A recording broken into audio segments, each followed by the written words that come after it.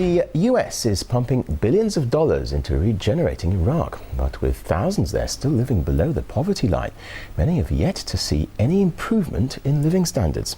As RT's Sebastian Meyer reports, some are forced to live in dumping grounds, scavenging through waste just to earn a few dollars. At 7 a.m. every morning, Fatma crouches outside her house and, along with her sister and cousins, begins to sort through garbage. Displaced from southern Iraq, Fatma's family is too poor to send her to school, and so she works 8 hours a day sorting through Baghdad's landfill, collecting plastic and metal that will be shipped abroad for recycling. Her reward for carting 40 pounds of trash around? $2.50. Behind me sits acres of Baghdad's trash. To many, this is just waste, but for the families here, this is not only their livelihood, but also their home.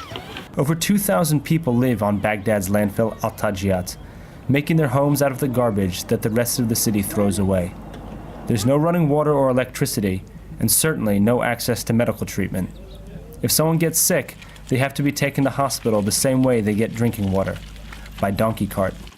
Can you believe that an Iraqi would live in a shack made from garbage? People hoped for development and change so we could say that Iraq is still a wonderful place, blessed by God. The old regime is gone and we have a new government, but look at our situation. We're living in shacks. America is spending $53 billion on the reconstruction effort in Iraq, but the residents of Al-Tajiyat haven't seen a dime of it. What they have seen, though, is the sectarian violence that drove them from their home 5 years ago. We used to live in Abu Ghraib, you know. Then America came, the war increased in Iraq, people started killing each other, and so we fled because we were afraid. In 2005, Naim's family moved to the landfill and has been living there ever since, too afraid and too poor to return home. The American occupation turned Iraq into a battlefield, as well as sowing the seeds of political corruption. How can Americans stand back and watch without intervening in this situation? Everybody knows about the failure of the Iraqi economy. This is having a terrible effect on the ground, both socially and economically. Experts worry about the children who grow up too poor to go to school. Without an education, they are easily preyed on by criminal gangs and terrorist organizations who lure them with money and promises of a brighter future.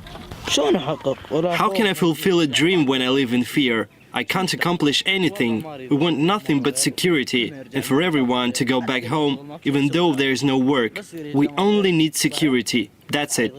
Iraq remains a very dangerous place where kidnappings and murders are part of daily life.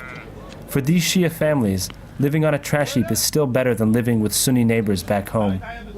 But until that is possible, and until American reconstruction dollars reach the quarter of Iraq's population that lives in poverty, children like Fatma will continue to collect trash in order to survive. Sebastian Meyer, RT, in Baghdad.